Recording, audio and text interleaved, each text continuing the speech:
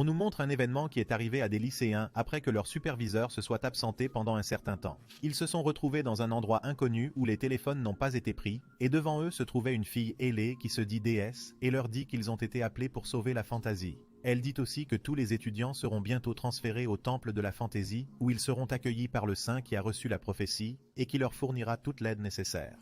L'un d'entre eux, Oanu, décide de demander s'il y aura des niveaux, des fenêtres de compétences, etc. Il y en aura. La fille, Shanmyeon, demande s'il y aura des chevaliers, le Moyen-Âge, etc.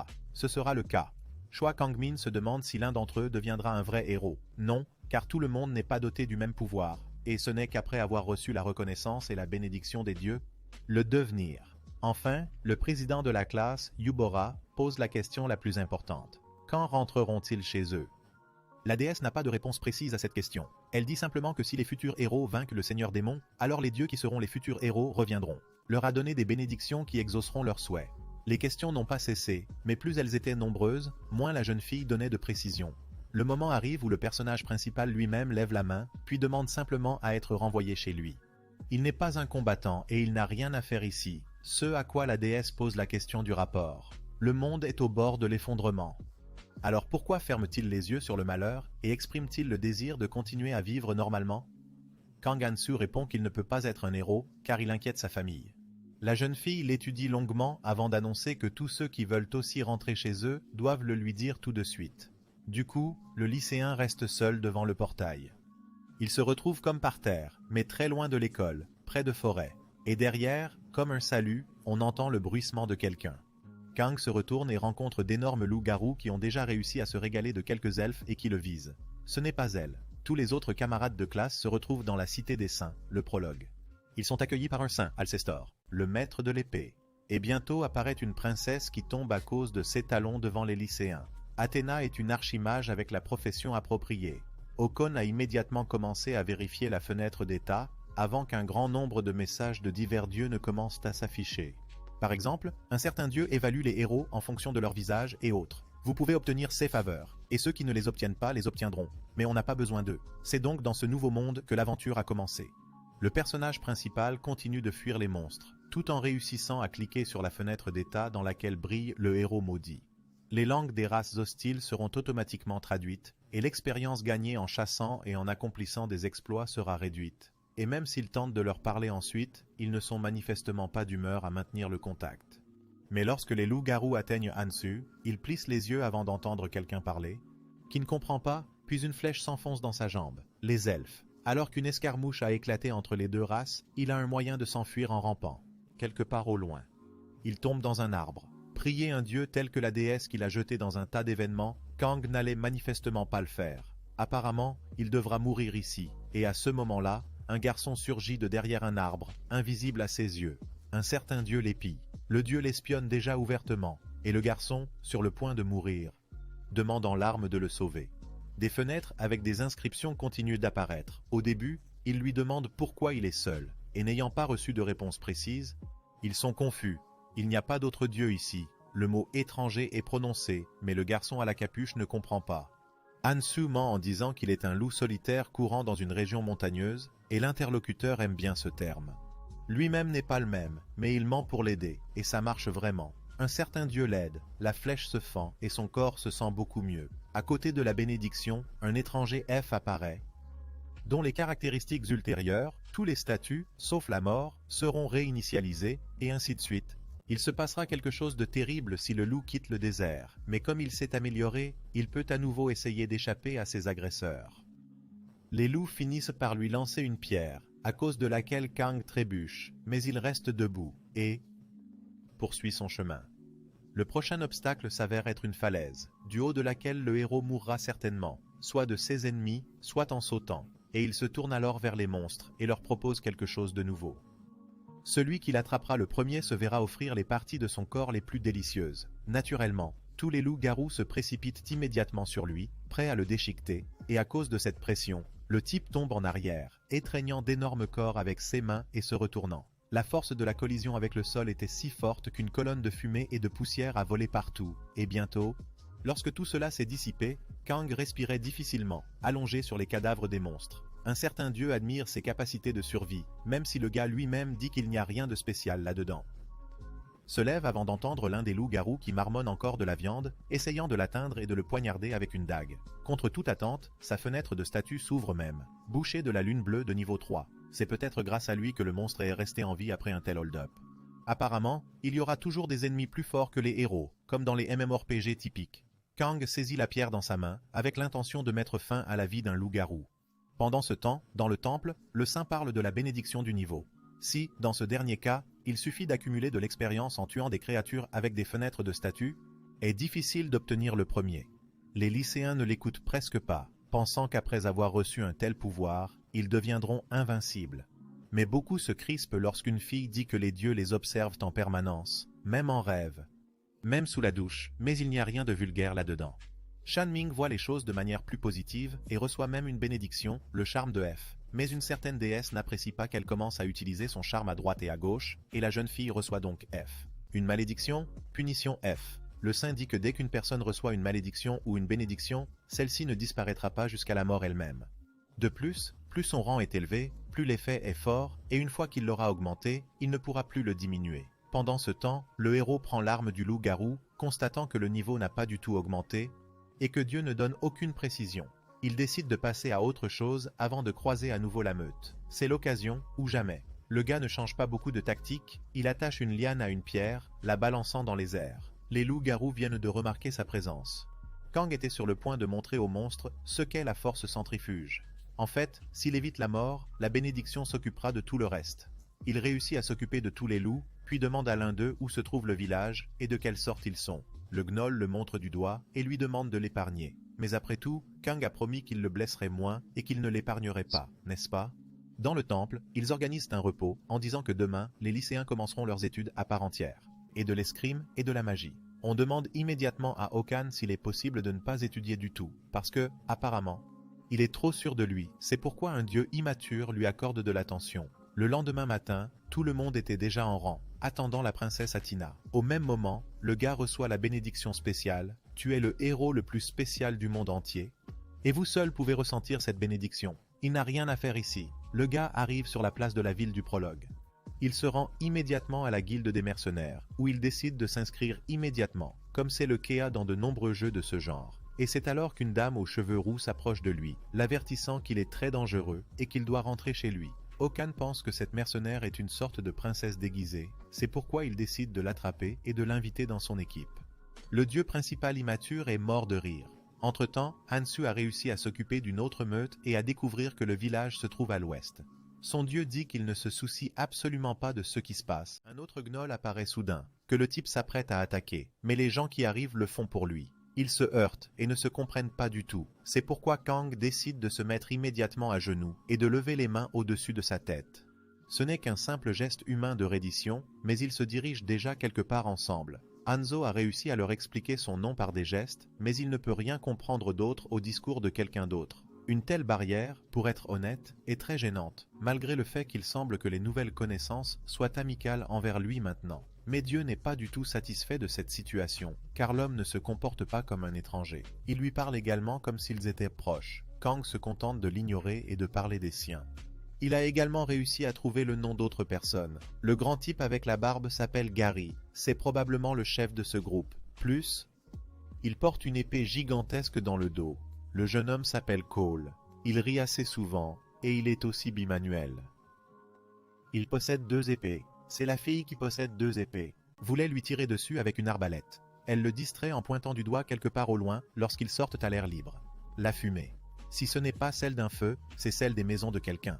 Dieu remarque à nouveau qu'il ne se comporte pas comme un étranger. Littéralement 1 minute plus tard, les gnolls apparaissent par derrière, avec l'intention évidente de démolir toute l'équipe. Et Hanzo va vraiment attaquer en premier, mais il a été devancé par Cole et Gary, qui se sont précipités à l'attaque, mauvais ou bon. Mais tout le monde se met à le protéger, et même lui réussit à sauver Misa d'une forte mâchoire lors d'une des attaques. Et il semblait que c'était là, une idole et une victoire commune, mais pour une raison quelconque, le groupe n'est pas particulièrement heureux à ce sujet. Malgré la protection qui lui est offerte, la jeune fille dirige tout de même son arbalète directement dans sa poitrine et tire, pris là où se trouve le cœur. Le monde disparaît sous mes yeux. Nous pouvons comprendre de quoi parlent des hommes et une fille. Il considère que le gamin est dangereux, surtout quand il a sorti une dague. Mais maintenant, il ne peut même plus être vendu comme esclave. Alors ils vont devoir vendre tout ce qu'ils possèdent. Misa rapporte qu'elle n'a pas touché le cœur et que Cole doit donc être plus prudent. Mais ce dernier décide qu'il faut en finir pour de bon. Le type lève l'une de ses épées, prêt à porter le dernier coup, mais se fige brusquement lorsque la fenêtre de statue de Kana s'affiche devant lui. Il n'y a que deux raisons à ce phénomène. Soit le lycéen l'a partagé lui-même, soit il bénéficie d'une bénédiction spéciale. Et il est logique que dans de telles circonstances, la cible soit vivante. Hansu se lève d'un mouvement sec et tranche la gorge de l'épéiste. De la même manière, il se retrouve avec Gary. Et Misa, malgré ses appels au pardon, meurt aussi, après avoir réussi à l'atteindre d'une flèche une fois de plus. Je dois lui enlever son uniforme et l'enfiler moi-même pendant que Dieu rit, mais dit ensuite qu'il respecte ce hobby de sa guerre. C'était juste la seule armure qui lui convenait. Mais à la dernière seconde, il réussit à voir sa fenêtre de statue. Elle avait aussi une bénédiction. Pas un héros. Apparemment, il s'agit d'un phénomène très courant. Kang décide de continuer jusqu'au village. L'avantage, c'est que les morts ont emporté un sac de pièces de monnaie. Pendant ce temps, l'entraînement à la magie se déroule au temple. Athina affirme que le talent est très important en magie, et qu'il est déterminé par le pedigree et les relations académiques acquises. En devenant ses élèves, ils resteront en contact avec elle. Elle dit aussi qu'il est toujours possible pour une personne qui n'a ni l'un ni l'autre de devenir magicien. Et comme Yubora a posé cette question, la princesse décide d'en faire sa première élève et lui demande de prêter serment en utilisant la magie. Grâce à ce lien, Yubora reçoit une bénédiction de Rancé. Ainsi, si tu n'as pas de parents ou de professeurs ayant la bénédiction de la magie, tu ne pourras pas devenir magicien. La leçon se poursuit. Un magicien ordinaire utilise facilement son talent. C'est ce qu'on appelle la magie blanche. Il y a aussi la magie noire qui est utilisée sans bénédiction. Et si tu veux y parvenir, tu devras utiliser ton corps comme carburant. Notre héros arrive au village. Heureusement, il réussit à la taverne en soudoyant le gardien et en même temps le propriétaire de l'immeuble où l'on peut se détendre. Dans la salle de bain, il n'arrive pas à essuyer une tache de sang. Ce à quoi Dieu répond qu'il s'agit d'un mystère. La voix de quelqu'un se fait entendre à l'extérieur de la porte et il s'avère que Kang est capable de la comprendre. À en juger par sa malédiction, il s'agit d'un représentant d'une race hostile. L'homme s'habille et prend son poignard. Le lycéen décide tout de même d'ouvrir la porte et de cacher l'arme, car à en juger par la conversation, le chef du village lui-même pourrait se présenter devant lui. C'est ce qui se passe, et il a l'air, soit dit en passant, d'une personne ordinaire. Bien qu'il soit jeune, et je suis venu voir par moi-même de quel genre de voyageur étranger il s'agit, un autre homme l'avertit de cacher sa fenêtre de statue, et en général, le chef a supposé qu'un espion elfe serait devant lui, parce que le village a des relations très tendues avec eux. Gnolls, qui ont perdu leur territoire à cause de la cupidité des premiers, ont commencé à attaquer les gens. Et les survivants ont créé ce village pour se venger. Pour une raison inconnue, un certain dieu a l'air très contrarié. L'homme pose sa dernière question. Pourquoi la drogue paralysante n'a-t-elle pas eu d'effet sur le garçon? En entendant cela, Hansu saisit immédiatement sa dague. Le garçon a l'intention de presser la lame sur la gorge d'un autre d'un mouvement sec, mais il a des crampes à la main. Il est inutile de résister, et le garçon se retrouve bientôt dans une sorte de cellule, tandis que l'homme est en colère contre les elfes, qui étaient attachés au plafond par les jambes. Il demande à voir sa fenêtre de statue. Il s'appelle Karmazine. Il a donc non seulement la bénédiction de la folie, mais aussi la malédiction d'Elfsea, qui dit que le chef est devenu leur ennemi et que sa durée de vie a été raccourcie. Il devient alors plus difficile de tuer l'ennemi, d'autant plus qu'il s'agit d'un magicien noir, et que pour prolonger sa vie, il doit sacrifier quelqu'un. Naturellement, le gars en deviendra un. Kang appelle le chef, qui lui répond avec mécontentement, se réjouissant que le type ne commence pas à mendier pendant qu'il est distrait en fouettant à mort les elfes encore vivants dans des sacs. Ces actions étant totalement immorales, le lycéen lui-même décide de l'enlever par la ruse. Il comprend ce que c'est que de marcher sur un chemin que personne ne peut reconnaître. Karmazine est ravi d'être devenu lui-même, apparemment, un étranger, ce qui signifie qu'il devrait devenir le seul loup. En fait, c'est vrai, le fou veut toujours le tuer. Cependant, après cela, pour une raison quelconque, le chef le soutient davantage et choisit un elfe, qu'il jette avec des chaînes sur un cercle pour les sacrifices. Apparemment, le héros restera en vie. Mais pour que tout se passe bien, l'homme a besoin du consentement de la victime, qu'il obtient parce qu'elle a promis à l'infortuné elfe qu'il laisserait partir sa petite amie. Après le rituel, Hansu se rend compte que, pour une raison ou une autre, l'homme aux cheveux gris ne rajeunit pas, ce à quoi il répond que le chef qui se trouve devant lui n'est pas du tout une personne.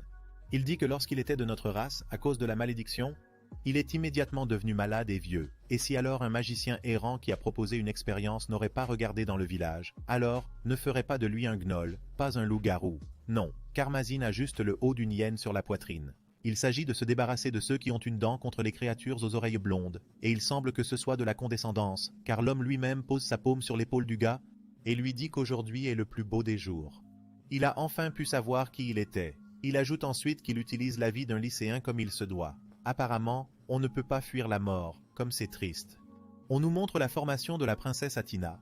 On l'appelait le génie du royaume magique des archimages, et elle-même a toujours admiré les gens qui travaillent dur. Être princesse lui prenait la majeure partie de son temps, mais grâce à son talent, elle n'avait pas besoin d'y consacrer beaucoup d'efforts.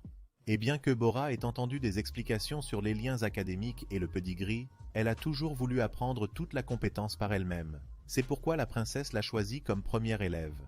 Plus tard, l'archimage explique à la jeune fille que si elle veut renforcer sa magie, elle doit imiter la magie de son professeur ou de son parent.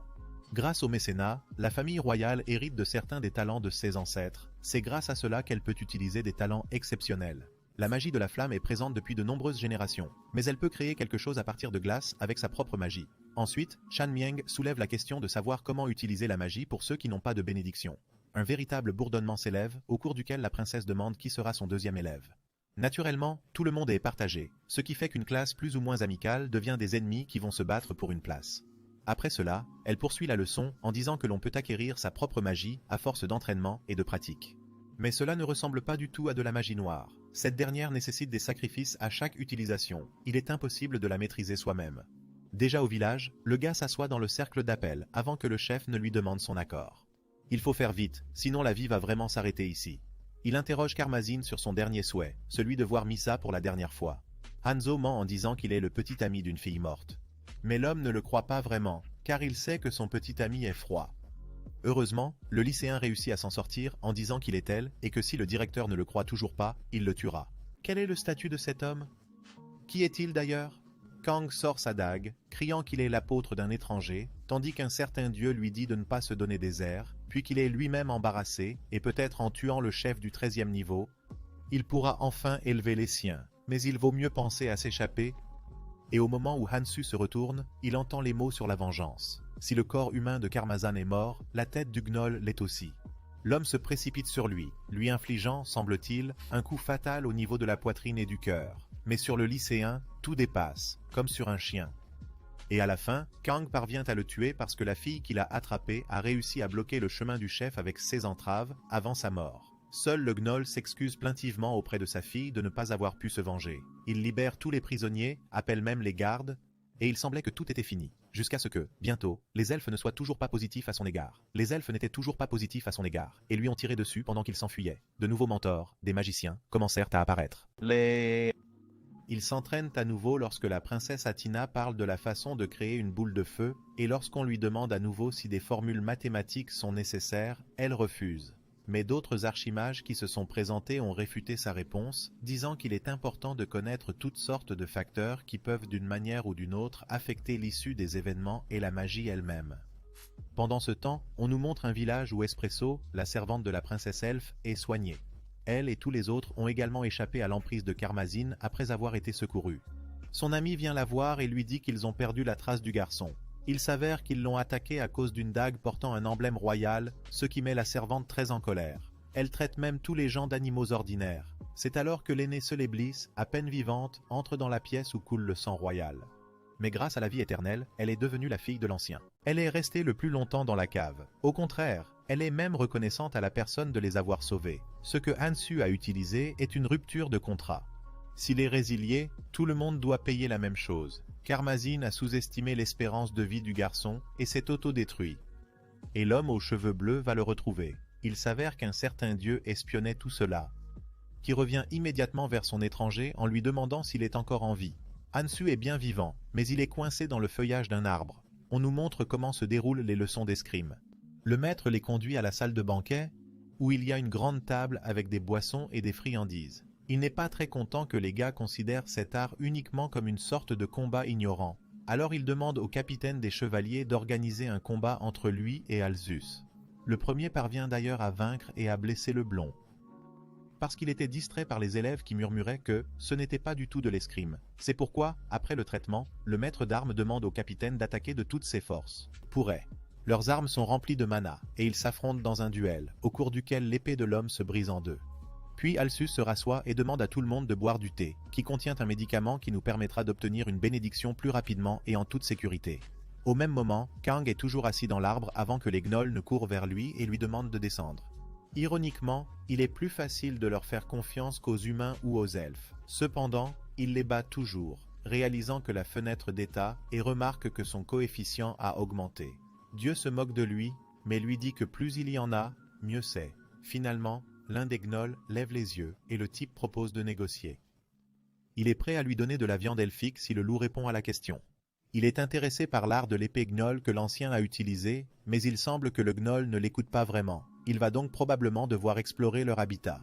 Alcis, debout en bout de table, ne cesse de regarder les élèves, qui continuent de boire et de manger, mais aussi de parler violemment, en chuchotant quelque chose, tandis que l'homme lui-même commence à dire que, bien que le talent soit nécessaire en magie, mais que si l'on a du temps et de l'argent, alors n'importe qui peut apprendre l'escrime. Et il dit cela avec un tel sourire, comme si lui-même ne voyait rien dans ses paroles, bien qu'il ait ouvertement laissé entendre que le talent, grosso modo, peut simplement être acheté. Les adolescents assis à la table ne cessent de faire tout, ce qu'ils peuvent, quelqu'un écoute le maître, les garçons se disputent en disant que ce n'est pas ça, une des filles ne fait que somnoler, elle semble prête à s'écrouler face contre table à tout moment.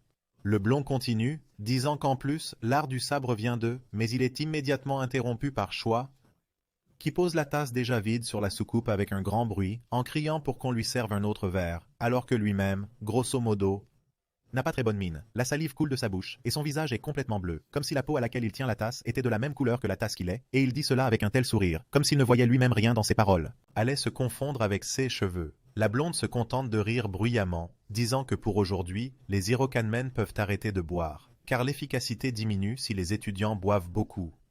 Ce qui fait immédiatement sursauter le garçon, fixant le professeur avec surprise. Aussitôt, ses sourcils se froncent, un grognement étranglé et mécontent s'échappe de sa gorge. Il s'agrippe à la poignée de la tasse et regarde avec colère le fond vide. Il doit devenir plus fort plus rapidement, quoi qu'il arrive.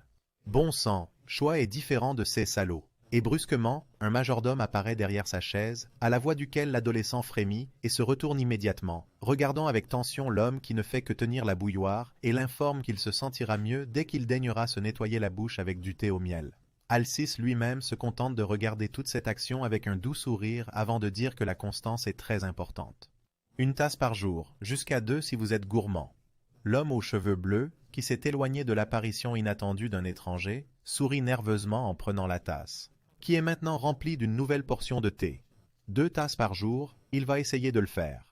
Le mentor répond que c'est agréable à entendre avant de mettre les mains sur les hanches, continuant à communiquer avec toute la classe. Cependant, la bénédiction d'un guerrier n'est pas quelque chose que l'on peut atteindre en peu de temps. Tout comme un enfant ne peut pas devenir adulte du jour au lendemain. Kahneman, qui pensait pouvoir comprendre une telle chose en peu de temps, épéiste avec surprise. Ce dernier s'empresse aussitôt d'expliquer que s'il y a des différences individuelles, mais s'ils maintiennent leur détermination, ils pourront atteindre leur but en moins d'1 an. 1 an. Stonechoi ne reprend ses esprits que quelques secondes avant qu'une sorte de lueur violette ne s'allume sous lui, ce qui le surprend encore plus. Et s'il baisse les yeux, il tombe sur la fenêtre d'état. Quelque chose de nouveau a été ajouté aux bénédictions. L'esprit combatif de F. le gars continue à regarder là, puis lève le doigt, décidé à découvrir ce que cela signifie encore. L'esprit combatif présente les caractéristiques suivantes. Plus il se bat longtemps, plus il devient fort et puissant. De plus, l'effet sera réinitialisé dès qu'il sera vaincu ou que votre volonté de combattre sera brisée. Incroyable, pense-t-il, tandis que l'homme aux cheveux bleus continue de fixer ce texte en se tenant la bouche avec sa paume. Un certain dieu de la guerre dit fièrement que c'est inimaginable, et un autre dieu des arts martiaux s'ébroue. Adalsus, qui remarque le visage étonné de son élève, sourit immédiatement et se met à frapper dans ses mains en disant qu'il le félicite sincèrement. De plus, il recevra la bénédiction du dieu de la guerre en personne. Ce n'est pas une mauvaise chose. Pourquoi il fonde de grands espoirs sur lui? Le type se contente de le regarder avant de sourire maladroitement en se grattant la joue, comme s'il était vraiment gêné par cette déclaration, avant de dire qu'il est flatté.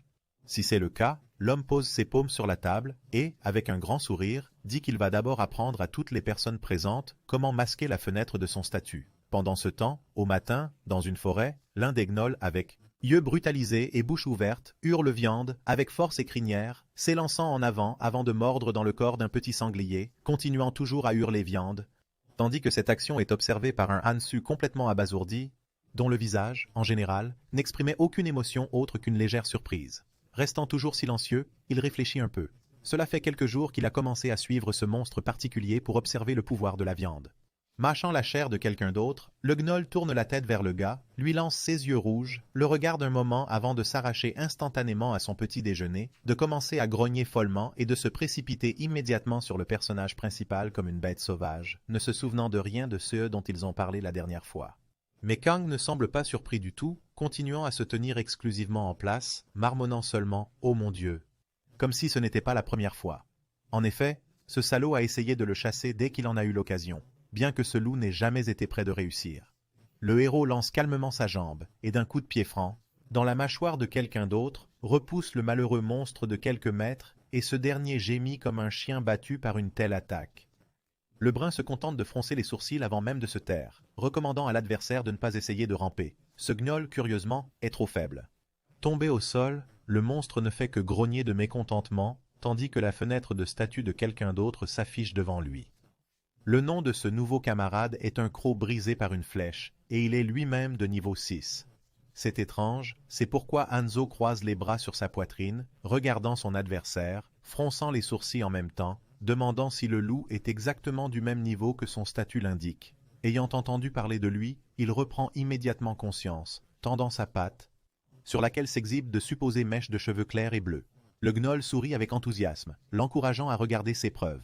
Il ne cesse de répéter « viande d'elfe, tête d'elfe, ma chasse ». Bien que cela ne ressemble pas à une phrase complète, j'ai au moins une sorte d'image en tête. Commence à prendre forme. Hansu ne fait que hausser un sourcil, n'est-ce pas le même gnoll qui lui a dit que ses frères, qui faisaient bien leur travail, prenaient les cheveux de l'elfe en guise de récompense? C'est pourquoi il demande à son adversaire de répondre à une seule question. Comment se fait-il qu'un loup comme lui, qui a réussi à tuer 2 elfes, soit finalement si faible? Le monstre saute presque immédiatement de l'endroit, commençant à grogner méchamment et à s'indigner, car il pense que c'est complètement injuste, parce qu'il est fort. Et en général, parler de viande est étrange. Kang, qui ne semble pas du tout affecté par cela, s'intéresse à nouveau à la question de savoir si l'adversaire voit son niveau. Par exemple, apparemment, il a même réfléchi pendant quelques minutes avant de déclarer en toute confiance que, bien qu'il ne voit pas, il en est sûr, la viande est faible, donc elle est aussi de niveau 1. Mais immédiatement, il reçoit à nouveau un coup de poing, mais un poing ordinaire. Tandis qu'un masque de colère et de mécontentement total se dessine sur le visage du héros lorsque l'adversaire tombe et recommence à se plaindre. Le sait-il instinctivement? Mais après quelques minutes, le loup pousse à nouveau un cri au milieu d'une vaste forêt. Mais ce n'est pas de la viande, c'est déjà quelque chose de plus intéressant. Là, en plus des caractéristiques du gnoll, l'étranger étudie diverses informations. Le monstre ne cesse de lui indiquer une direction et de lui poser la question de savoir ce qu'il y a là. Il répond seulement qu'il y a de la viande elfique. Et pas seulement de la viande, mais des tonnes entières. Ah oui, c'est vrai. Le héros a également découvert l'emplacement du village d'où venaient les elfes qui lui ont tendu une embuscade, et a même confirmé que le passé dont parlait le chef n'était pas une illusion, mais la pure vérité. Aussitôt, le loup, sans comprendre où, trouve et ramasse la carcasse d'un lapin mort, en criant qu'on lui a volé la viande. Khonsu se demande si elle vient des elfes, ce à quoi le gnoll lui répond seulement que la viande elfique est mauvaise, tandis qu'il ouvre la bouche. Carcasse de lui, il l'enfonce immédiatement dans sa bouche, commençant à mâcher et disant que le lapin est délicieux et qu'en général, le gnoll aime la chair, tandis que le gars regarde tout cela avec un air caractéristique. Il se taisait, ne réfléchissait que peu, et ses yeux glissaient le long de l'adversaire, dévorant à nouveau les créatures vivantes. De plus, Kang lui-même commençait à voir clairement les changements dans le corps d'un autre. Chaque fois qu'il mangeait quelque chose, la force dans l'estomac du gnoll commençait à augmenter. C'était beaucoup plus simple que l'ancien qui utilisait la magie noire pour voler la force vitale, même si l'efficacité était bien moindre. Distrait de ses pensées, un homme souriant se décide à demander si le croc est maintenant plein, ce à quoi ce dernier ne fait que grogner d'un air menaçant, et les poils de sa nuque se hérissent. Aussitôt, le monstre ouvre la bouche avec force et crinière.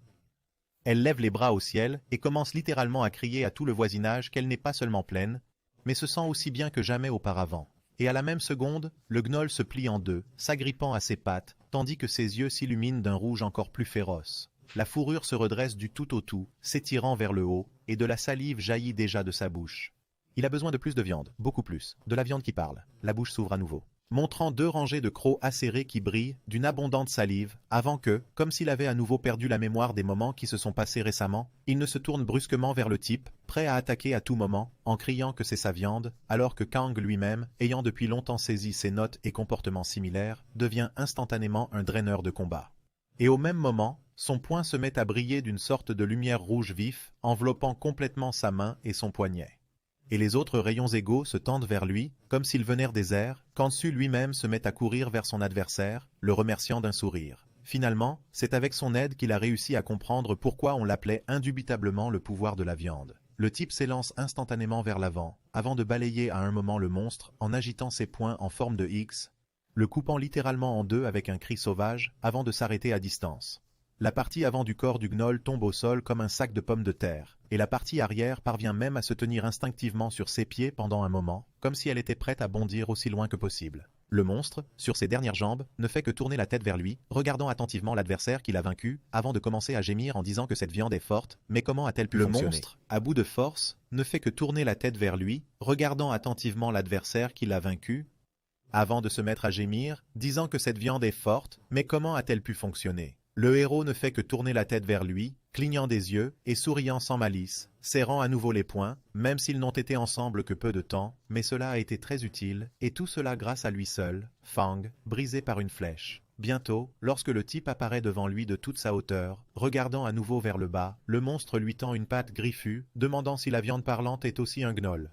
Kang se contente de cligner à nouveau des yeux, continuant à regarder le loup mourant devant lui, avant de dire que non, c'est une personne tout à fait ordinaire, et son regard retombe sur ses paumes brûlantes, c'est un peu comme une réaction chimique qui se produit sous l'effet de cette forte émotion. Étonnant, et l'avidité des gnolls qui veulent continuer à se sentir rassasiés. De plus, la brune se tourne immédiatement sur le côté, commençant à s'éloigner du cadavre du loup.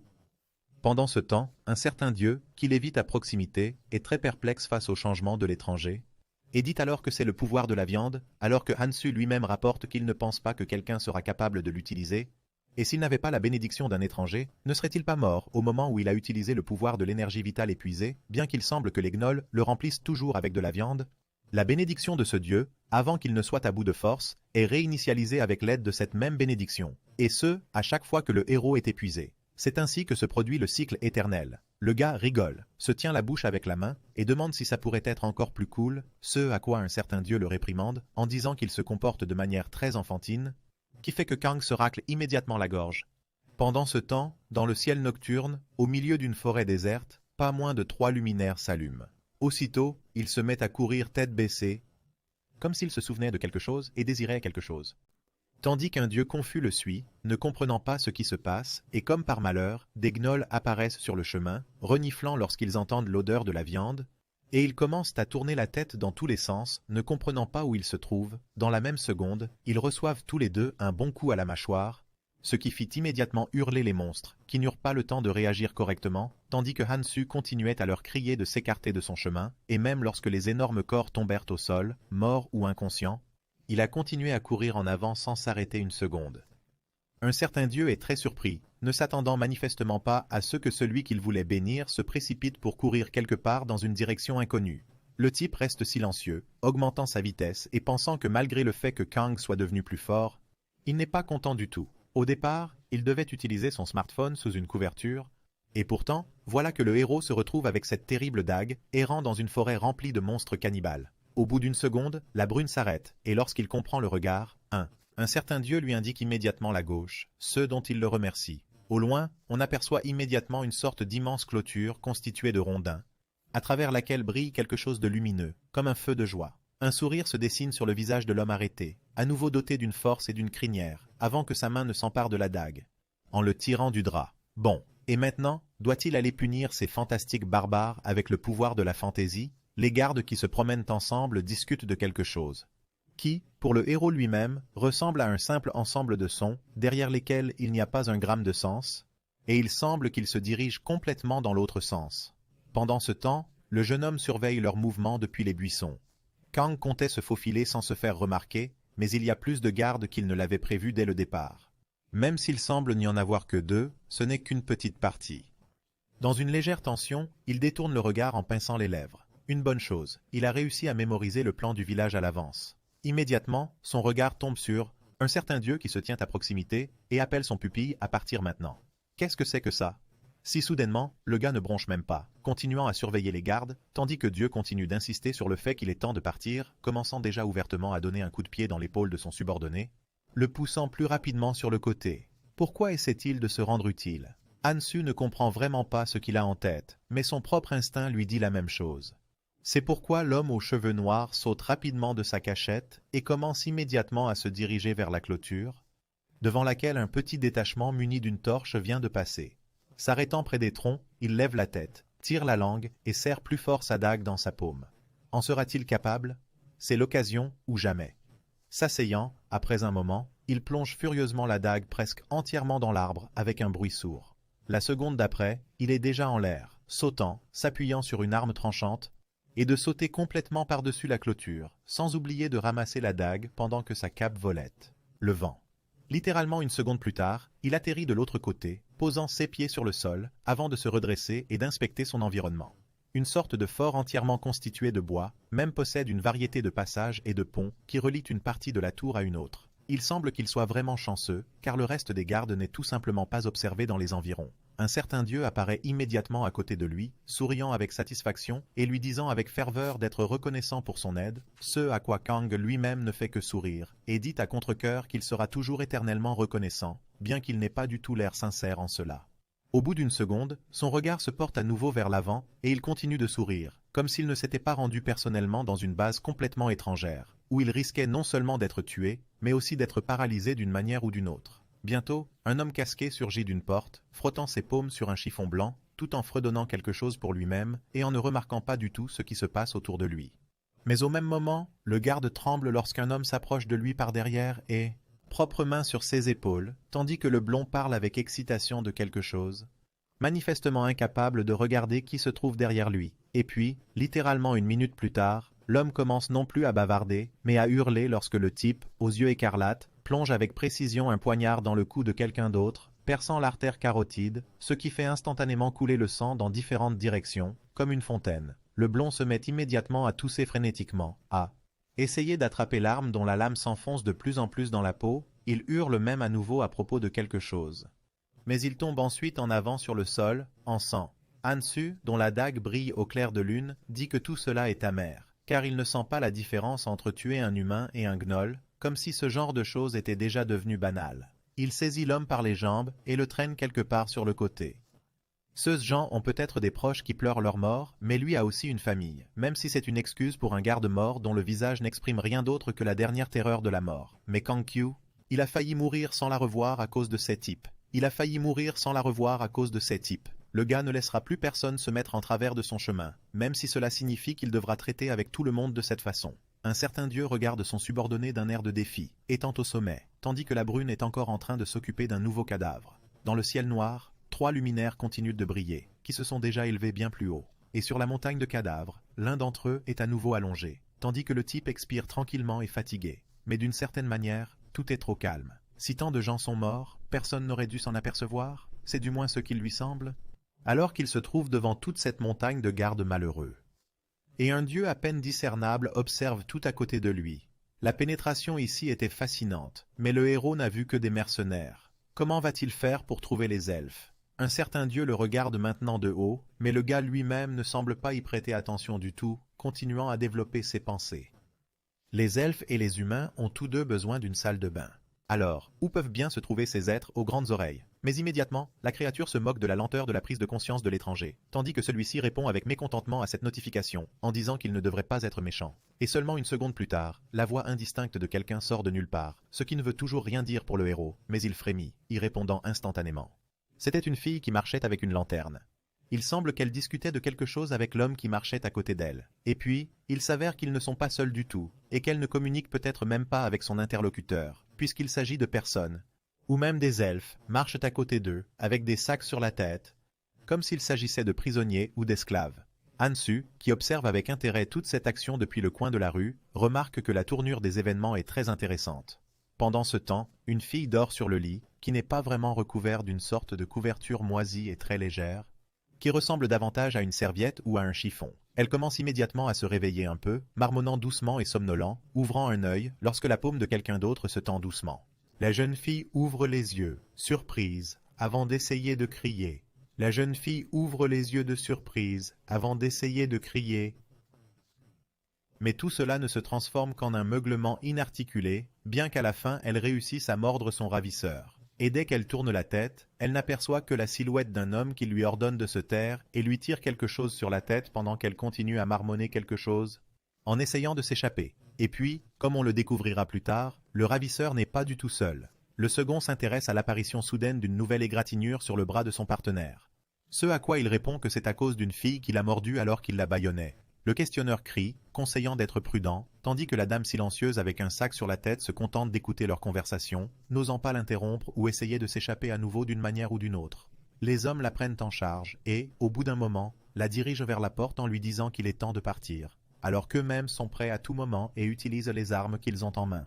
L'un d'eux la pousse dans le couloir. Elle ne doit pas ralentir alors qu'elle pense au fait que d'autres elfes ont été enlevés de cette façon.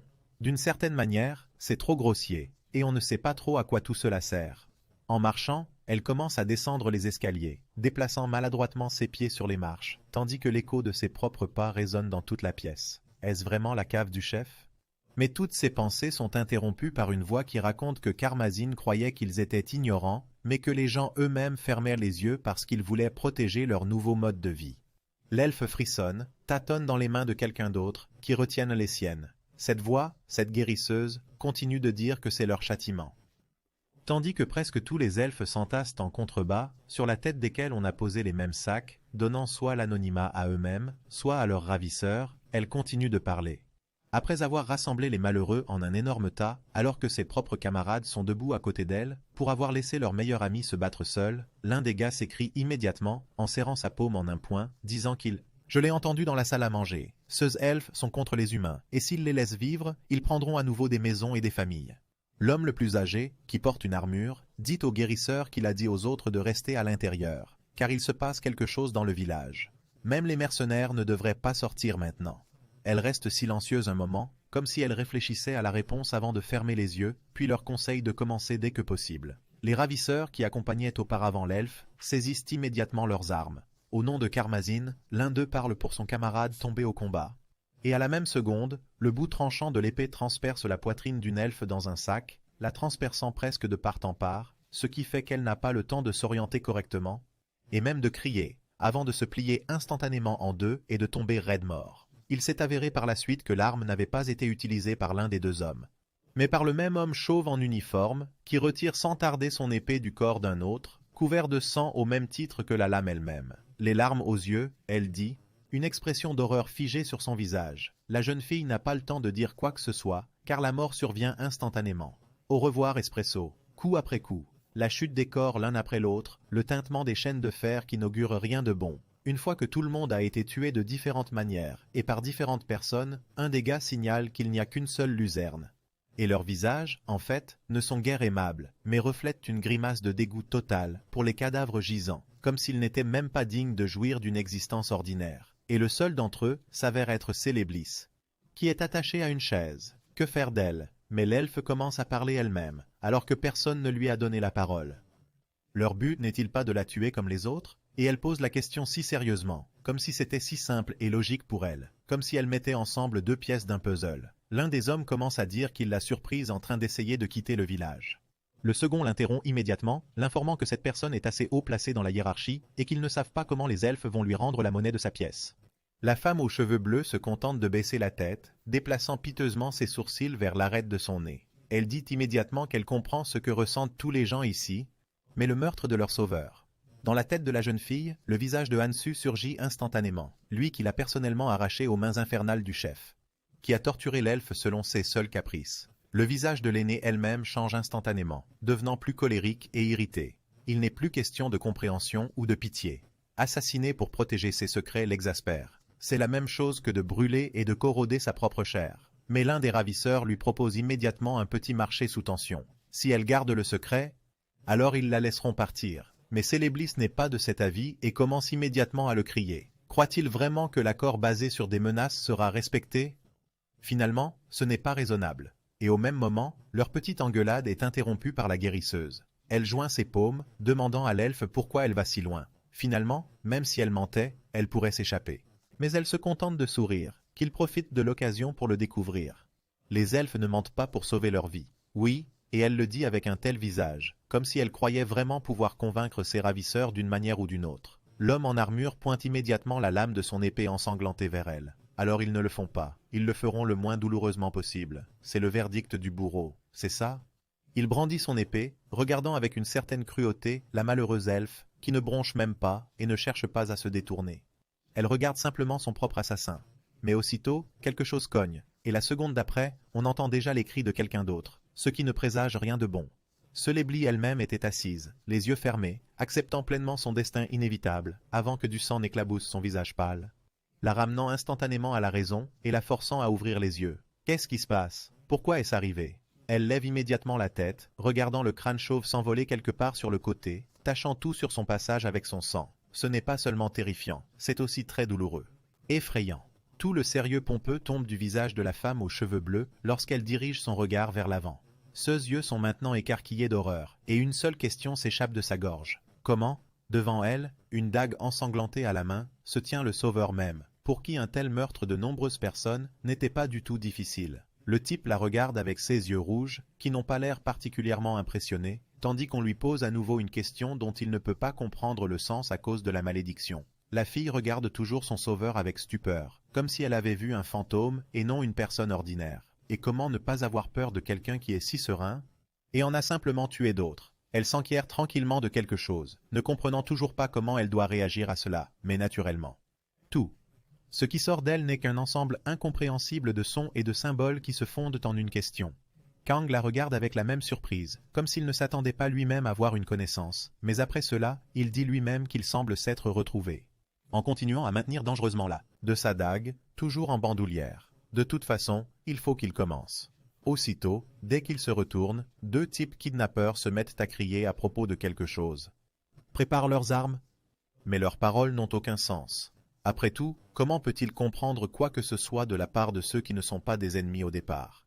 Ils le pointent également du doigt, soit pour comprendre, soit pour avertir les autres qu'ils ne doivent pas s'approcher de lui. Maintenant, doit-il s'occuper d'eux?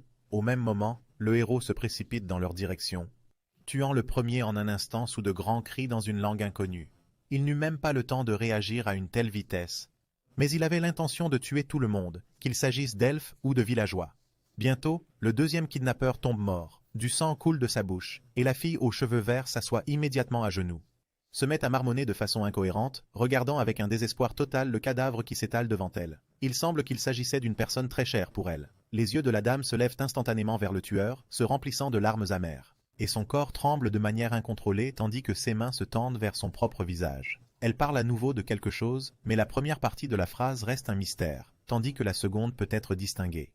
Juste une sauvegarde amère et pathétique. Hanzo s'arrête immédiatement, rangeant sa lame, remarquant qu'il semble même comprendre et connaître cette langue. Bien sûr, c'est merveilleux d'entendre parler clairement, mais quel dommage. Brusquement, la lame traverse la peau de quelqu'un d'autre, la transperçant jusqu'au sang, ce qui fait immédiatement hurler la jeune fille qui saute instantanément sur place. Elle atteint la porte, elle commence à la frapper de toutes ses forces, continuant à crier et à supplier qu'on la sauve, avant que le héros aux yeux brûlants ne s'en aperçoive, regardant silencieusement la femme aux cheveux bleus pendant.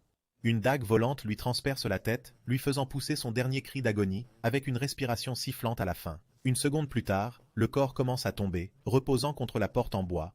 Kang lui-même est toujours dans la même position que celle dans laquelle il a lancé son arme. Rien ne s'affiche à l'écran. Sur son visage, pas la moindre goutte de regret ou d'amertume.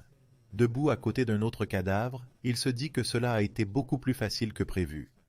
C'était une bonne idée de commencer par un homme fort. Immédiatement, l'elfe ligotée donne elle aussi de la voix, qui n'a plus l'air choquée, mais simplement méfiante, comme si à tout moment le garçon pouvait la tuer elle aussi. Elle essaie soit de lui transmettre quelque chose, soit de marmonner à propos d'autre chose. Le type qui était en train de retirer sa dague de la tête de quelqu'un d'autre à ce moment-là la regarde, se demandant de quoi elle parlait. Car il était impossible de comprendre un mot des tentatives de la dame d'entamer une conversation. Immédiatement, une fenêtre d'état apparaît sur la tête de la nouvelle interlocutrice. Le niveau du célibataire est le 12e, et il y a beaucoup de bénédictions. Dompteur A, vie C et héritage pur B, et bien sûr, ou sans malédiction, la noblesse de V, l'elfe elle-même, semble-t-il, ne comprend même pas que maintenant il voit littéralement son âme. Ou peut-être, au contraire, s'efforce-t-elle de le faire. L'homme brun s'approche, un peu surpris et intéressé. J'ai déjà vu cela auparavant, alors peut-être que la fille le montre exprès. Il n'a qu'une seule bénédiction, alors qu'elle en a jusqu'à 3, et rang plus élevé. Instantanément, une autre fenêtre apparaît, sur laquelle est peinte la caractéristique du dompteur.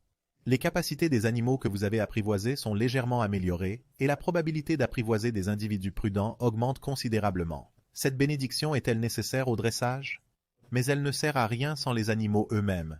Hansu réfléchit immédiatement, se gratte le menton et détourne le regard. De toute façon, il n'y a qu'une seule raison d'ouvrir sa fenêtre de statue. Au bout d'une minute, il se retourne vers la jeune fille, se demandant si elle s'appelle bien Céléblis. Elle se met immédiatement à sourire, parce qu'apparemment, le fait d'avoir surmonté la barrière de la langue la rend follement heureuse. Elle se remet à bredouiller quelque chose, et la seule chose que l'on peut distinguer dans le flot de paroles est le nom de l'elfe. La dame continue de sourire, plus gentiment, comme si elle pouvait l'atteindre, mais de cette façon. Peut-être qu'il ne ressent rien à cause de la bénédiction de l'étrangère. C'est un peu tout ça, avec une expression vide sur le visage. Il continue de regarder la captive, incapable de trouver les mots. Et elle, serait-elle capable de le comprendre? Aussitôt, un certain dieu signale qu'il éprouve une forte gêne. Et souligne aussi que le héros est un initié, en levant simultanément les paumes et en soufflant de mécontentement, comme s'il voulait le battre, alors que le type lui-même ne fait que gémir et rouler des yeux de mécontentement. Après la défaite, il s'assoit sur un genou, affirmant qu'il sait tout, tout en tenant la lame de la dague en avant. De plus, s'il ne reste pas l'outsider. Il sera puni, n'est-ce pas? La célébrité, semble-t-il, commençant à se fatiguer à nouveau, suit ses actions, demandant à nouveau quelque chose qui ne peut pas être traduit dans une langue qu'il comprend. Et la seule chose que dit le brun lui-même, c'est que c'est un elfe chanceux. Même s'il voulait tuer tout le monde, parce qu'elle a vécu la même chose que Kang. C'est pourquoi les cordes tombent du corps de quelqu'un d'autre sur le sol. Pour survivre, il a dit son nom aux habitants de ce monde. Bien que ce soit en vain, se levant du sol, l'héroïne se tourne immédiatement sur le côté, informant qu'elle s'occupera elle-même du reste, tandis que les yeux de la jeune fille s'illuminent immédiatement d'une joie infinie, tout en frottant sa main, rougie par la pression. S'il tue tous les elfes, il sera comme ces gens-là. En fait, ce n'est pas mieux. La femme aux cheveux bleus pose silencieusement sa paume tremblante sur l'accoudoir du fauteuil, commençant à se lever lentement, mais le corps, trop faible même pour de telles charges, tombe en avant, incapable de se tenir réellement debout sur des jambes ouatées, ce qui fait immédiatement crier sa propriétaire, prête à affronter le sol froid, et puis, en un instant, la paume du héros est sur sa taille, la sauvant d'une future chute, serrant et poussant immédiatement dans sa direction, Hansu la tire contre son torse, pointant son autre main avec une dague dans sa direction et disant que cela l'ennuie, jusqu'à ce que Céléblis ne semble même pas effrayée. Elle le regarde toujours, continuant de sourire et de bavarder de quelque chose, avant que le seul mot qu'il réussisse à comprendre soit son propre nom dans la bouche de quelqu'un d'autre. Il en est immédiatement surpris, tandis que là, la jeune fille se redresse dans ses bras. Il se demande immédiatement si elle connaît vraiment son nom. Quoi, il reçoit une réponse tout à fait fiable, dont la deuxième partie a encore une fois été simplement perdue en raison de la barrière de la langue. Dans la rue, tout est calme, lumières sont en place comme à la maison. Une fois dehors, le héros se promène dans la rue avec la fille aux cheveux bleus, informant, soit pour lui-même, soit pour son interlocuteur, que tant de personnes sont déjà mortes, mais que, pour une raison quelconque, tout est encore calme, comme si personne n'avait remarqué les montagnes de cadavres. Immédiatement, l'homme décide de demander à son mentor ce qu'il en pense, quelle en est la raison, mais un certain dieu répond qu'il n'est pas d'humeur à communiquer, en repliant de manière importante ses mains sur sa poitrine. Kang se contente de marmonner avec mécontentement qu'il en a pris note, tandis qu'un elfe incompréhensible le regarde, pensant peut-être qu'il discute avec le vide ou l'air du tout. Il faut se débarrasser d'elle au plus vite pour que le dieu ne se mette pas en colère. Mais le héros ne peut faire confiance à personne dans ce village, et la forêt est pleine de gnolls. Le trio s'arrête près d'une clôture en bois familière. Il faut qu'ils sortent d'ici. Au bout de quelques minutes, des cheveux clairs et une cape sombre sont visibles dans l'air, qui flottent au vent depuis le seau. Ils se mettent immédiatement à courir. En fait, seul Hansu le fait, en tenant le selfie dans sa main, comme une sorte de peluche. Ou pire encore, en regardant exclusivement vers l'avant. Au bout d'un moment, après avoir appelé le nom de quelqu'un d'autre, la fille appelle son sauveur, s'accrochant maladroitement à son côté, ce à quoi ce dernier réagit immédiatement en haussant les sourcils de surprise et en la regardant de haut. Lorsqu'il lui demande de quoi il s'agit, la récente captive bredouille quelque chose d'incompréhensible, tout en pointant son doigt vers le haut, comme si elle essayait de faire une allusion. Kang demande à nouveau, d'en haut, s'arrêtant même un instant et regardant en l'air. Les couronnes des arbres, dont il était impossible de s'attendre à une quelconque installation, sont pour une raison ou une autre embrasées d'une flamme vive et brûlante. Et non, ce n'est pas le feuillage qui brûle, mais un phénix. Un énorme oiseau flamboyant s'envole d'en haut, déployant ses ailes tachetées et enflammées, tandis que le gars, lui, est en train de s'enflammer, et qu'il est en train de s'enflammer. L'oiseau volant pousse immédiatement un grand cri, ouvre son bec et commence à battre des ailes plus que jamais, puis descend en piqué comme une flèche, se posant sur le sol devant les héros. L'être volant pousse immédiatement un grand cri, ouvre son bec et commence à battre des ailes plus que jamais, puis descend en piqué comme une flèche, atterrissant sur le sol devant les héros, tandis que le héros ne comprend toujours pas ce qui se passe. Et l'elfe qu'il tient dans ses mains ne creuse même pas, continuant à regarder la créature qui est apparue avec un sourire, même si lui-même va bien grâce à la bénédiction de son tricheur. Cette frêle jeune femme risque de s'épuiser, et même si Hansu regarde maintenant sa compagne avec tension, celle-ci ne semble pas s'en apercevoir.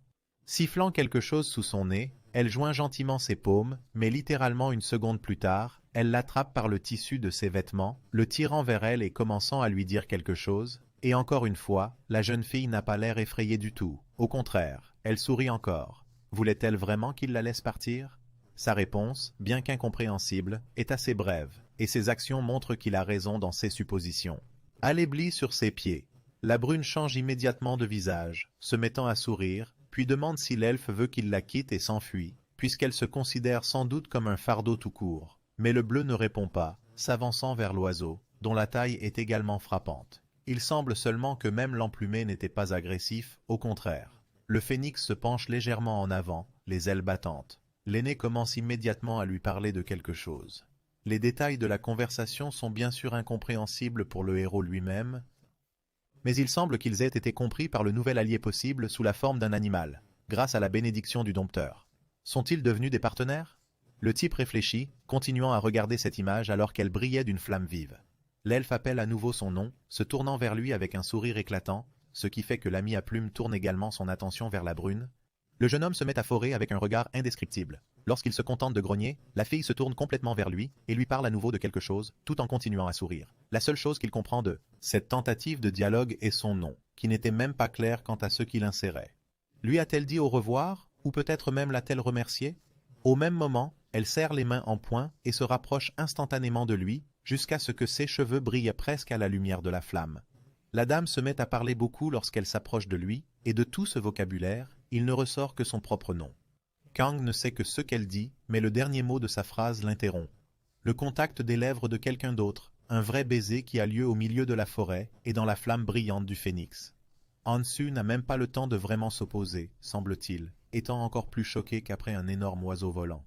Tandis qu'un certain dieu n'est pas moins choqué par une situation aussi inattendue, oui, à tel point que sa mâchoire se décroche. Dès que le baiser se termine, la brune se saisit immédiatement de son épaule, rougissant et s'indignant en essayant de dire « Qu'est-ce que tu as fait ?» Mais sa langue ne passe pas du tout. La sans-culotte se contente de lui sourire gentiment, comme s'il n'y avait rien de mal à cela, et que c'était fait sincèrement. Le phénix qui les observe est... Il reste silencieux pendant un moment, fixant le couple du regard, avant de pousser un cri aigu, de s'enflammer encore plus qu'avant, et de commencer à entourer les héros de ses flammes. Le gars, s'en apercevant, se demande immédiatement ce qui se passe, tandis que l'elfe reste silencieux, se contentant de sourire. Au même moment, le feu clignote devant son visage, ce qui l'oblige à lever la paume de sa main pour se protéger et à baragouiner quelque chose. Il ferme un œil et voit alors une image complètement différente. L'aînée est assise devant lui sur le dos de son partenaire à plumes, et se contente de le regarder. Une seconde plus tard, elle sourit à nouveau, heureuse, et prononce le nom de son sauveur, éclairé par une flamme brillante, avant de prononcer quelques mots supplémentaires. Et les griffes du phénix se détachent du sol et s'élèvent. Quelques minutes plus tard, l'oiseau s'envole dans les airs, emportant l'elfe avec lui. Des plumes enflammées tombent du ciel en une traînée, laissant Hansa dans l'incompréhension totale de ce qui vient de se passer. C'est un peu triste. Puis un certain dieu souligne que le crime de l'étranger est évident. Il saisit le garçon par les cheveux noirs, serrant les boucles dans ses mains. Et bien qu'il lui demande d'attendre, Dieu ne prononce qu'une sentence sur le pécheur.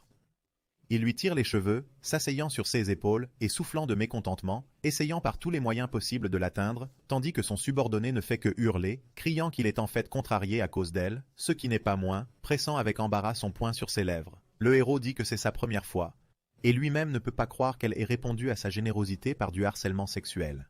Mais aussitôt, ses yeux captent une sorte de lueur violette, dont il se fige en état de choc, incapable de s'échapper plus longtemps. Et un certain dieu lui-même cesse de tirer les cheveux du jeune homme, regardant devant lui, la bouche entr'ouverte. Une fenêtre d'état clignote devant eux. Qu'est-ce que c'est? La fenêtre de statue violette indique qu'en plus de la bénédiction de l'étranger, une autre bénédiction nouvelle et inconnue est apparue. Elfes. Un grand sourire se dessine instantanément sur le visage de l'homme. Et ses yeux expriment non seulement le choc, mais aussi une grande joie, une nouvelle bénédiction, et même un rang élevé, n'est-ce pas un miracle? Un certain Dieu, toujours assis sur un. Il commence à se sentir mal à l'aise. Soit parce qu'il n'est pas très content que Kang ait obtenu quelque chose en plus de son étranger, soit parce qu'il soupçonne qu'un elfe pourrait être impliqué d'une manière ou d'une autre dans cette affaire, et pas d'une manière très positive, mais le héros se contente de sourire maladroitement, soulignant que tout arrive dans la vie, et que c'est peut-être pour le mieux en général. Seul un certain Dieu ne s'est pas laissé abattre, bien qu'il ne se soit pas arraché les cheveux, il a seulement signalé qu'il se sentait très mal à l'aise, grimaçant et jetant la fenêtre de statue, comme s'il s'agissait d'une information inutile. Kang réfléchit un moment, puis marmonne immédiatement, décidant de vérifier quelque chose. La même bénédiction elfe a les effets suivants. Pour quelqu'un qui a été identifié comme un ami d'une créature de cette race, l'espérance de vie et la jeunesse sont augmentées. Tous les effets et commentaires favorables reçus des elfes seront grandement améliorés. Est-ce une bonne chose? En effet, l'espérance de vie et la jeunesse sont augmentées. Cela ressemble à une bénédiction extérieure. Mais s'ils les utilisent ensemble, l'augmentation de la durée de vie que Hansu peut dépenser, la puissance de la viande augmentera. Un certain Dieu se contente de grommeler que le héros est trop joyeux, tandis qu'il saute des épaules de quelqu'un d'autre jusqu'au sol. Le brun, ayant pris un air sérieux, dit que son bonheur n'est lié qu'au fait que leurs chemins avec cet elfe ont divergé. Peut-être n'y avait-il pas la moindre parcelle de vérité dans ses paroles, mais il se tient avec assurance, fronce les sourcils et ne sourit pas un instant. Dieu s'arrête, regardant silencieusement son pupille, comme si le type avait dit quelque chose de si incroyable que lui-même était devenu sans émotion. Mais littéralement une seconde plus tard, la fenêtre notifie que l'état d'un certain Dieu s'est nettement amélioré. Et Vahan sourit immédiatement, visiblement remonté, considérant apparemment qu'il adhère toujours au commandement de l'étranger, tandis que le héros lui-même ne fait que rouler des yeux, commençant lui aussi à sourire un peu. Qu'il s'agisse d'un mensonge ou non, il avait tout de même réussi à gagner la pitié de la créature. Au bout d'une minute, le brun interpelle son mentor, décidant de lui demander s'il ne devrait pas essayer d'aller un peu plus loin cette fois-ci pendant qu'ils, tous deux regardent dans les profondeurs de la forêt. Au bout d'un certain temps, un gnoll marche le long du chemin et des buissons, qui ne se doute pas du tout qu'il peut se passer quelque chose. Hansu l'appelle. Immédiatement, qui se penche aussitôt sur le dos du monstre, jetant ses bras sur lui, l'entourant de son cou, tandis que lui-même n'a que le temps de se crisper et de se hérisser, ne comprenant pas ce qui est en train de se passer. Le type qui sourit serre plus fort le cou de l'autre entre ses coudes, lui demandant comment ça va, tandis que la gnolle ne peut que marmonner de stupeur. Tournant légèrement la tête dans sa direction, Kang se contente de continuer à sourire avec bonhomie avant de dire « Laisse-moi voir ta maison ». Dès le matin, quelque part dans la forêt, toute la horde d'écoliers armés d'épées est alignée dans une clairière. Et leurs mentors se tiennent devant eux, Alcis, qui signale que 3 jours se sont déjà écoulés depuis leur apparition ici, et la silencieuse Atina. L'homme blond, avec un sourire, les informe qu'à partir d'aujourd'hui, après la méditation, ils augmenteront leur niveau de chasse. Mais ne vous inquiétez pas trop, pour sa première chasse, l'ordre de la nuit va rassembler des monstres ici, c'est juste des adolescents particulièrement excités et qui n'ont pas l'air. Ce n'est que lorsque l'on s'aperçoit que l'on écoute attentivement le professeur, qu'une jeune fille aux cheveux roses donne immédiatement de la voix. Elle lève la main en criant que les bénédictions sont absolument nécessaires aux magiciens. Lorsque le rang de leurs bénédictions et leur niveau augmentent grâce à la chasse, les capacités augmentent également. En entendant cela, les gars se réjouissent immédiatement. Tous crient « Level up » ou « Fantasy Hunting Time ». Les filles ne sont pas en reste. Elles se réjouissent et commencent immédiatement à discuter entre elles. Il paraît que la peau s'améliore quand le niveau monte, la silhouette aussi. En fait, tout le monde y trouve son compte, avant qu'un des gars ne s'aperçoive derrière la bave verte, qui bouge et ressemble à de la gelée, ce qui n'est pas si effrayant à première vue. Il se met immédiatement à crier que c'est de la bave, préparant immédiatement son arme, bien que la bave elle-même n'ait pas l'air si effrayée.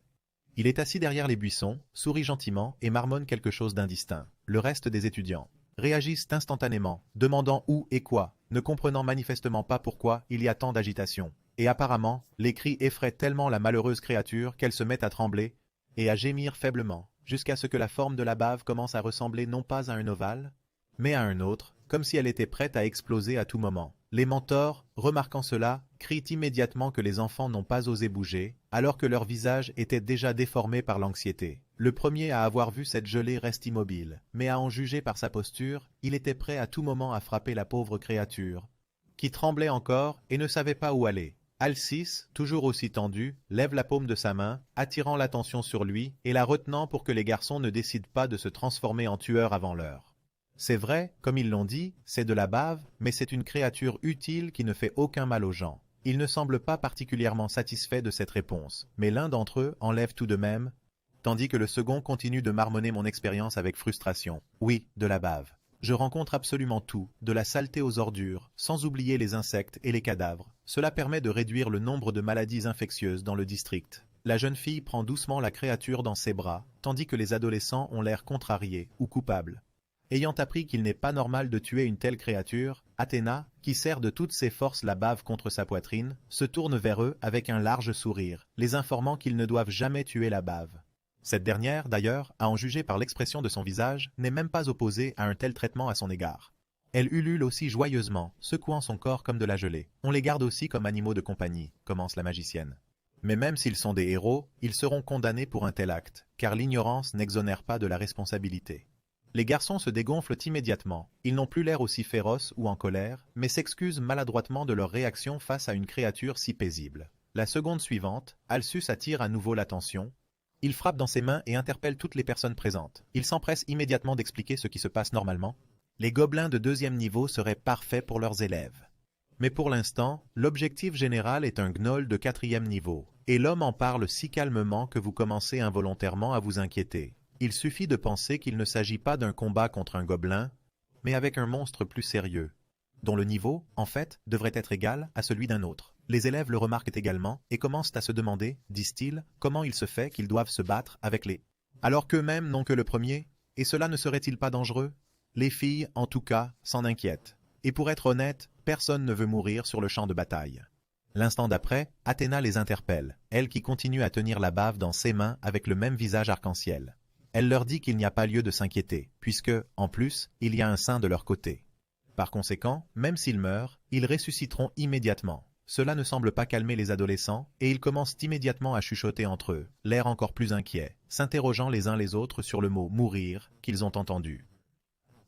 Semble, sentant la tension générale, s'approche de son partenaire et commence à rire nerveusement. Il dit qu'avec les gens rassemblés ici aujourd'hui, ils peuvent même s'occuper d'orques du 6e niveau. À vrai dire, cela ne semble pas très convaincant. Tant que la chance ne les quitte pas, ajoute le blond, il n'y aura pas de mort. Ce n'est pas très encourageant, n'est-ce pas? Une énorme patte arrière de gnoll, entièrement recouverte de fourrure, s'avance sur le sol. Et le pire, c'est qu'il n'est pas seul. 2 monstres s'approchent de l'adolescent en grognant et en discutant. Mais pour les gens ordinaires qui n'ont pas une malédiction comme celle de Kang, ces monologues ne comprennent rien. Les 2 monstres qui devaient s'occuper du slime auparavant remarquent immédiatement un nouveau problème. L'un d'eux crie qu'il est là, levant immédiatement son épée, tandis que l'autre se réjouit plus de l'expérience que de l'opportunité de tester ses talents de combattant. Derrière eux, leurs camarades de classe ne semblent pas si positifs que cela. Le gnoll à la fourrure argentée hurle quelque chose, tend ses muscles et prend immédiatement la pose, tandis que le type trop sûr de lui crie que tous les monstres sont là. Il s'empare immédiatement de son épée et se précipite vers l'avant. Il bondit du sol et parvient même à donner un coup d'épée, tout en criant. C'est cela. Mais l'attaque ne tombe que sur le bras massif de la créature, qui ouvre grand la bouche et hurle quelque chose, se défendant sans problème. Et apparemment, la confiance de l'adolescent lui a tellement fermé les yeux qu'il n'a même pas réussi à réagir à ce qui s'est passé littéralement une seconde plus tard. D'énormes griffes passent en un instant le long des paupières d'une personne, coupant à travers la peau et laissant de profondes blessures, faisant pousser à cette dernière un grand cri. Yeux. L'homme brun tombe au sol, serrant son visage ensanglanté, continuant à gémir de douleur, tandis qu'un gnoll le domine, qui n'a certainement pas l'air aussi amical ou stupide qu'avec Hanzo. « Oh non !» L'animal grogne de colère, serrant l'épée d'un autre dans sa patte, tandis que ses iris frénétiques brillaient dans la nuit. Le type réussit tout juste à se retourner pour lui faire face, s'agrippant à ses blessures d'où le sang suintait avec force et crinière, tandis que des larmes commençaient à couler. Coule sur son visage. Le gnoll se remet à grogner sans réfléchir avant que le cri ne se fasse à nouveau entendre. L'une des filles reçoit une sorte de gifle derrière la tête, ce qui la fait crier et perdre son épée, n'ayant pas le temps de vraiment réagir à tout ce qui s'est passé. Le premier à avoir remarqué la bave, et à s'être complètement cassé le bras, la reprend. Le loup n'a même pas lésiné sur le fait qu'ensuite il a également frappé dans l'omoplate, c'est pourquoi le brun ne retient pas non plus son cri alors que du sang jaillit de sa bouche. Littéralement une seconde plus tard, une autre fille réagit à tout cela, en mettant sa paume en avant, dans laquelle une boule de feu, ou quelque chose de similaire commence immédiatement à s'allumer brillamment. Elle se tourne vers le gnoll, le traite de mesquin et lui ordonne de la laisser montrer sa magie. Mais le ballon se gonfle tellement qu'il lui explose dans les mains, ce qui, bien sûr, la fait hurler, ne comprenant pas du tout comment cela a pu se produire. Quand tout s'arrête, elle regarde sa main, dans laquelle le feu se consume lentement, répandant de la fumée dans le vent. Pourquoi sa magie n'est pas... Mais non seulement il n'y a pas de réponse à la question, mais les autres gars l'interrompent, l'empêchant de s'exprimer. Leurs épées. Le type interpelle la femme à lunettes pour qu'elle regarde devant elle, car un gnoll apparaît devant eux à la même seconde. En le regardant, la jeune sorcière se met immédiatement à trembler et ses yeux se remplissent de larmes amères et pitoyables jusqu'à ce qu'elle n'arrive pas à croire que c'est vraiment en train d'arriver. Des cris désespérés, des appels à l'aide et au salut se font entendre dans toute la forêt, tandis qu'Alcis observe tout cela.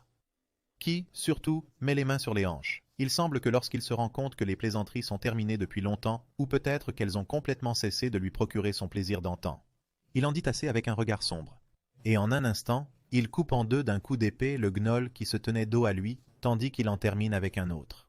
Les deux créatures gisent en deux sur le sol avec les élèves, qui hurlent de douleur et dont certains sont au bord de la mort, tandis que le maître d'armes leur tourne le dos en brandissant son épée. Les adolescents commencent immédiatement à chuchoter, ne comprenant pas ce qui vient de se passer.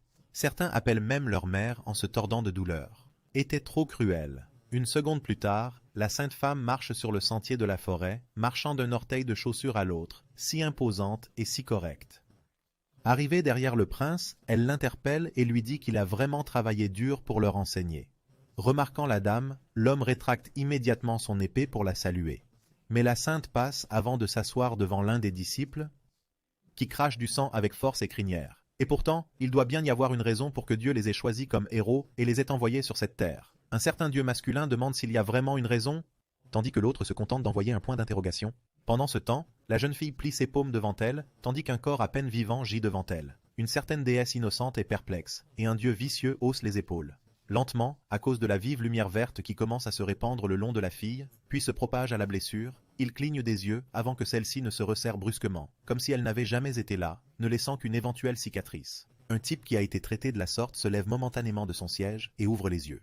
Il a les yeux écarquillés et touche la blessure récente. Il crie immédiatement avec joie qu'il est ressuscité, avant que les autres adolescents ne décident à leur tour de demander à la dame de s'approcher d'eux. Celle-ci se contente de dire gentiment aux grands héros qu'ils doivent se battre jusqu'à leur dernier souffle. Un doux sourire se dessine sur ses lèvres. Après chaque mort, elle est obligée de les ressusciter. Toujours dans la même forêt, où le soleil est encore haut dans le ciel, mais se rapproche rapidement de l'horizon, on entend la respiration lourde de quelqu'un. 3 garçons, avec lesquels Kamen lui-même est également présent, ont du mal à respirer. Ils tiennent leurs épées en bois, avec lesquelles ils ne parviennent même pas à couper le gnoll qui se tient devant eux, et l'un d'eux s'aperçoit que le monstre est trop persistant. Choi pose sa paume sur l'épaule d'un camarade tendu, le remerciant d'avoir réussi à gagner du temps jusqu'à ce que ceux derniers comprennent ce qu'il veut dire par regarder exclusivement devant lui. Mais à la même seconde, l'homme aux cheveux bleus le pousse légèrement sur le côté et se met lui-même en position de combat, serrant dans sa paume la même épée, qu'il ramène pour un coup ultérieur. Le gars abasourdi ne peut que regarder son ami avec surprise avant de se précipiter en une seconde sur le gnoll, dont le contact avec l'épée. Un flash lumineux s'allume immédiatement, et le monstre semble extrêmement surpris, ne comprenant absolument pas ce que lui veut ce gamin et pourquoi il a dû se plier en deux.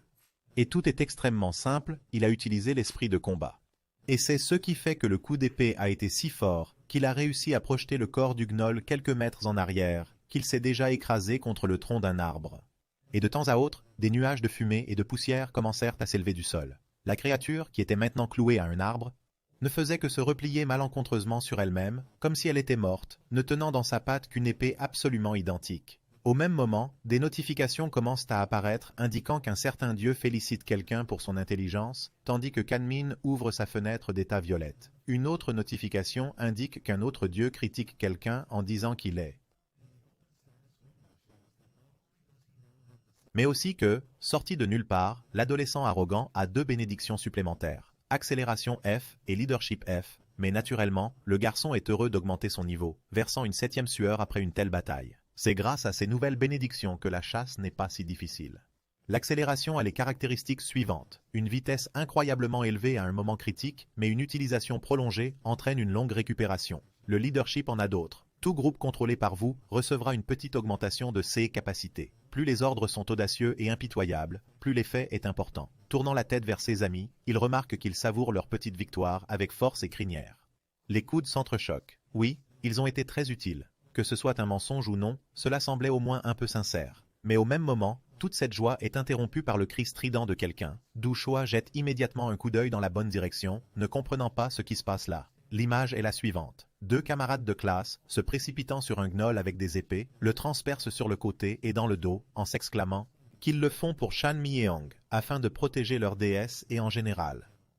Ils n'ont pas peur de certaines créatures aux crocs terribles. Au cœur qui planent à côté d'eux, on comprend tout de suite ce qui se passe. Et aussi incroyable que cela soit, la bête retombe au sol complètement morte, torturée jusqu'au sang et poussant ses derniers râles, tandis que ces mêmes héros continuent juste à balancer leurs épées pendant un moment, puis s'arrêtent complètement, se regardant l'un l'autre tandis que de grosses gouttes de sang scintillent sur les lames de larmes. Myong les remercie immédiatement, car c'est grâce à eux qu'elle a atteint le 2e niveau.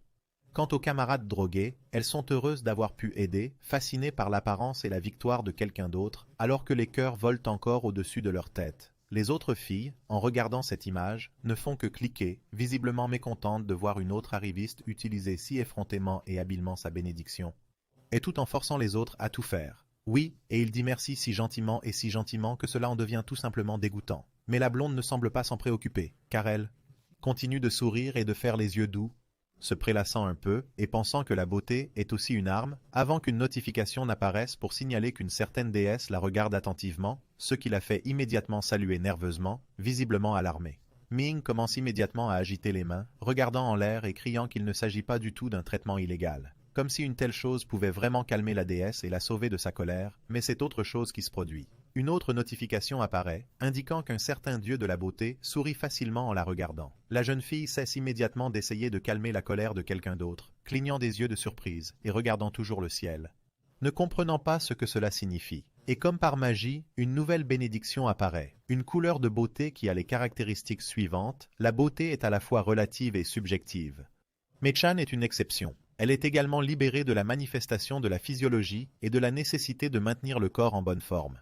En continuant à regarder la fenêtre d'état qui est apparue, elle pousse presque un cri de joie, immédiatement. Elle sourit et dit que c'est absolument parfait pour elle. Puis les mêmes gars apparaissent sur le côté, avec l'aide desquels elle a réussi à élever son niveau. Ils lui disent immédiatement qu'ils la protégeront, puisque c'est exactement un travail d'homme. Ceux dont elle les remercie gentiment, et leur dit qu'elle doit leur faire confiance pendant que Trinity et Choi regardent cette photo, et bien que le chef lui-même la regarde sans l'ombre d'un sourire ou d'une émotion. Ses amis qui se tenaient derrière semblent commencer à douter de leur. Il se gratte maladroitement le cou, puis le quitte maladroitement en lui demandant pardon et en l'informant qu'ils l'aideront plus tard, tandis que le gars ne fait que regarder dans leur direction, surpris de ne pas comprendre pourquoi un tel changement de situation est si soudain. Ils sont amis, alors pourquoi? Mais la réponse vient presque immédiatement. Les camarades de classe vont voir Millon qui continue à couper gentiment avec tout le monde. Elle a maintenant 4 défenseurs. Waouh, c'est le cas de le dire. L'homme aux cheveux bleus sourit, prononçant le nom de quelqu'un d'autre et continuant à regarder le drama. Pas mal, très bien. Si c'est le cas, il décide de se déplacer lui-même vers les 2 autres filles qui discutent gentiment entre elles. Et avant cela, elles avaient juste levé le nez sur leurs camarades de classe, obsédées par la beauté. S'approchant d'elles, Kanmin les salue maladroitement, et l'on se demande ce dont il a besoin avant de se deviner. Veut-il vraiment chasser ensemble? Eh bien, ils l'aideront. Pendant ce temps, les dieux sont assis quelque part en haut. L'un d'eux se promène avec du popcorn. Un certain dieu audacieux de la beauté prend une pose sexy. Le dieu de la guerre est excité par la conversation sur la mort universelle. À un autre endroit, Yubora ulule, frappant son corps sur le sol et tombant complètement dessus. La jeune fille tente à peine de se relever sur des mains tremblantes, lâchant complètement son épée, tandis que la silhouette d'un gnoll clignote derrière elle. Un certain dieu de l'eau regarde le solitaire avec pitié. Lorsque la chef parvient enfin à s'asseoir au moins sur ses genoux, elle remarque que le monstre est en train de parler de quelque chose, ramassant en même temps une épée couchée sur le sol. Il est manifestement antipathique. Une autre divinité pousse le popcorn vers l'avant, mais le dieu de l'eau refuse, disant qu'il n'est pas intéressé. D'humeur à manger. Eubora, qui se relève à peine sur des jambes molles, louche sur un œil, se disant qu'elle ne peut pas, avant qu'une boule de feu lumineuse n'apparaisse dans sa paume, qui devient en une seconde un véritable incendie qui flambe à plusieurs mètres devant, et il est si puissant qu'il manque de brûler vif l'infortuné gnoll, qui n'a pas eu le temps d'évaluer correctement la situation et a été vaincu. Sa fourrure s'est instantanément transformée en braise fumante, et il n'a que le temps de crier quelque chose, comme s'il demandait quelque chose, avant de s'effondrer sur le sol, devenant un cadavre sans vie. Après cela, la directrice commence à respirer bruyamment, s'assoit sur le 5e point et ouvre sa fenêtre d'état. Enfin, le 2e niveau, et en plus de la bénédiction du héros et de la magie, elle avait une arme qui n'était peut-être pas la meilleure. Pense la jeune fille en regardant ses résultats avec fierté. Mais ce n'est que le début. Un certain dieu de l'eau s'est calmé. Et le dieu de la guerre ne l'encourage pas du tout. Se levant de son siège, il rend son épée, un peu gêné, en remerciant les créatures du ciel. L'épée en bois, se sent si léger. Est-ce à cause de la nouvelle bénédiction? Les armes. Votre corps sera une arme puissante dans toutes les situations. Tous les outils que vous possédez seront restaurés en même temps que votre corps. Continuant à examiner sa fenêtre de statue, elle tremble visiblement en entendant le grognement guttural de quelqu'un venant de derrière. Et un gnoll surgit de derrière un arbre, montrant les dents et bavant. Il se précipite immédiatement sur Yubor en commençant à crier quelque chose. Un autre. La jeune fille n'a que le temps de se retourner et de donner un coup d'épée. Grâce à la 2e caractéristique de la nouvelle bénédiction, elle parvient non seulement à lever l'épée, mais aussi à la frapper avec une telle force qu'elle lui coupe presque l'épaule en deux. Ce qui fait que le gnoll pousse instantanément un rugissement de rage dès qu'il voit le sang jaillir. La créature lui dit quelque chose de vicieux en agitant son énorme patte d'où sortent au même moment des griffes acérées. Et en effet, cela l'aide à toucher l'épaule du chef, c'est pourquoi il ulule si doucement, serrant les mâchoires de douleur, tout en tenant l'épée. Et grâce au premier effet de la bénédiction, elle disparaît de la vue du loup. Ce dernier devient alors plus que stupéfait, regardant avec surprise sa patte griffue, ne comprenant pas du tout comment la jeune fille a pu s'échapper si rapidement de sous ses mains. Il demande même quelque chose à voix haute, mais on ne sait pas exactement quoi, et à la même seconde, Yubora réapparaît devant lui, qui d'un coup sec et rapide dirige une énorme flamme dans le visage de la bête, brûlant complètement la fourrure. Et alors que l'adversaire était distrait, elle balance sa seconde paume, dans laquelle se trouve une épée en bois, criant qu'il devrait mourir avant de porter un coup fatal, faisant tomber la tête de quelqu'un d'autre de ses épaules, faisant gicler le sang dans différentes directions, et la lame de l'épée sifflant dans le vent, haletant lourdement. Elle continue de rester immobile tandis que son corps s'enveloppe doucement d'une sorte de lueur solaire. Avant que la fenêtre d'état n'affiche déjà le 3e niveau. Elle pourrait. Pendant ce temps, il y a 2 équipes dans la clairière, Kanmen avec 2 filles et Mion, dont les défenseurs continuent de battre le prochain gnoll.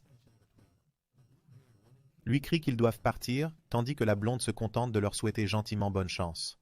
Et 2 silhouettes regardent tout cela d'en haut, sur la falaise. Un certain dieu continue de veiller sur tout ce qui se passe, ainsi que sur l'Alsace et Atina. Un certain dieu du vent les encourage d'une brise fraîche, un autre impatient et démoniaque prend sa place. Un certain dieu. Le temps dure jusqu'au coucher du soleil, et le soleil s'est presque couché à l'horizon. Le type tient la mâchoire inférieure de Nol-Ha, ouvre grand la bouche, tandis que ce dernier marmonne quelque chose d'indistinct et siffle, puis Kang sans pitié, d'un seul mouvement de poignard, lui coupe le cou jusqu'à ce que d'énormes tas de cadavres jonchent le sol, qui, apparemment, ont été tués de diverses manières. Son mentor lui demande s'il est curieux de savoir combien il en a tué. Le héros n'a même pas daigné le regarder, continuant à fouiller dans la fenêtre d'état, mais il a daigné répondre, pas vraiment, car il comprend déjà qu'il a tué au moins plusieurs milliers de personnes. Puis, stupéfait, il s'assoit sur le cadavre de la bête, comme sur une chaise ordinaire. La fenêtre d'état de l'ordinateur n'a cessé de s'ouvrir au fur et à mesure qu'il se battait. Une autre malédiction est apparue, celle de l'hémoglobine. Mais il y a un problème plus grave. Hanzo est maintenant certain de ne pas pouvoir augmenter son niveau. Et son sourire est si désespéré qu'il semble avoir déjà accepté son destin de n'être constamment qu'au premier et unique niveau. Quel dommage.